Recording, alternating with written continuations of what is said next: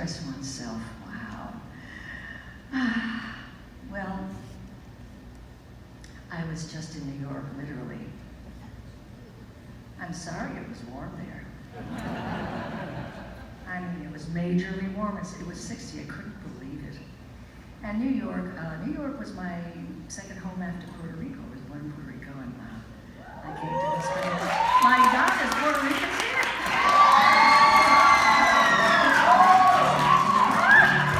Damn. Well, you're gonna love the second act, Puerto Ricanos. I'm not saying why. It's fantastic, great.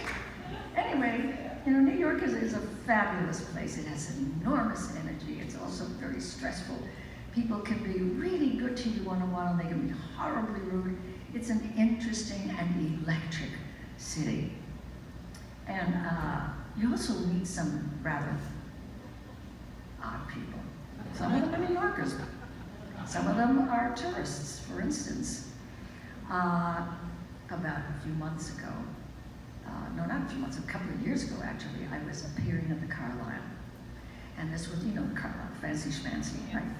So I'm getting ready to go on. I go into the elevator from my floor, and needless to say, I'm very dressed up. Get in the elevator, and a lady is there, and she takes one look at me and she says, "Well, my goodness, aren't we done up?"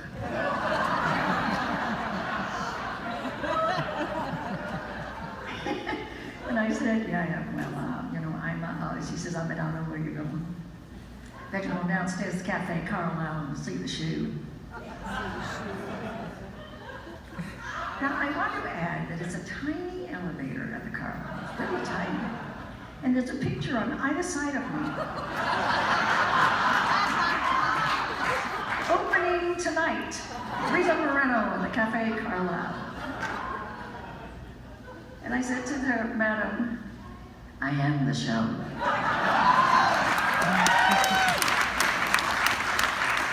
And she said, "Oh, I'm so sorry." "And your name is?" Well, that's when I really understood that the devil is everywhere. Because I said, "I am Cheetah Rivera."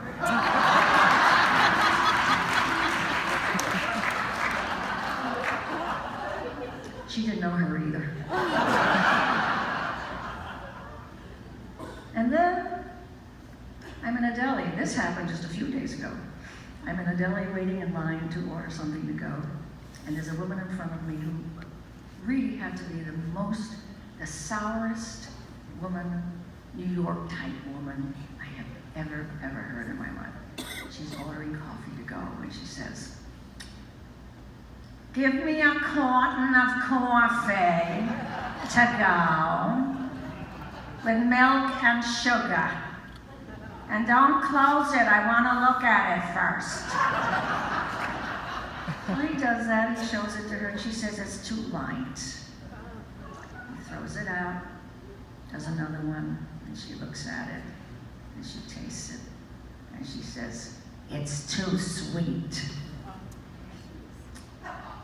And he does it again. This time she tastes it and she says, "It's too hot!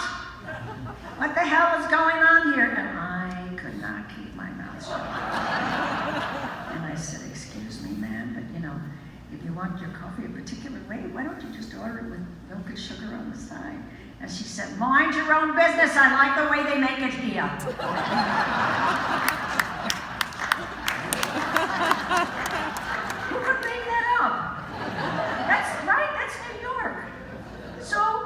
A friend of mine who's a musician, which has nothing to do with anything, was on the 104 bus going downtown on Broadway, and a lady sits next to him and commences to fidget, but I mean fidget really, really crazily.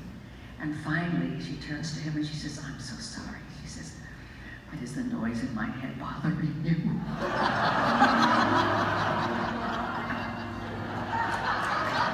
That's the best part.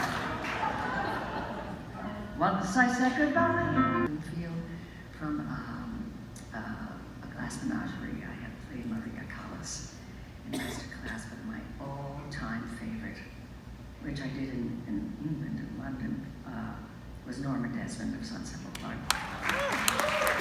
Because she is the queen of big. Now, I'm going to tell you something you probably don't know. It's a wonderful little inside story. You may know, of course, that Billy Wilder wrote the screenplay. It's an original screenplay. But it's who he had in mind for the part of Norma that is the surprise. Mae West. Interesting, huh? And when her agent gave the script to her and she read it, she turned it down. And her agent was just crazed. He said, why? Why would you turn down this amazing role? And she said, because, she said, I don't play losers. Okay, so let me take you a scene, one of my favorite scenes in the play, where Norma, a long forgotten star, is sitting in a room that's just barely lit by an old movie projector. And she's in that room with her much younger lover, Joe, who is kind of cooled off with respect to her. And the room is barely lit by an old movie projector. I want you to see this. And she's doing this in order to revive his interest in her, she hopes. To remind him that she is a great star, and that she's beautiful, and that she is worthy of his loving attention. And as she watches herself on the screen, at those images, those decaying black and white images, she seems to become transfixed. And before you know it, she thinks she's very young again, and very beautiful. And she says to him, we didn't need dialogue in those days. We had faces. We had a close-up. This was dawn. There were no rules.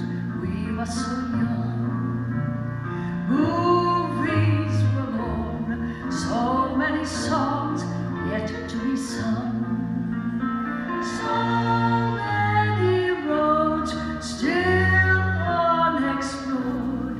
We gave love new ways to dream. Somehow we found new ways to dream.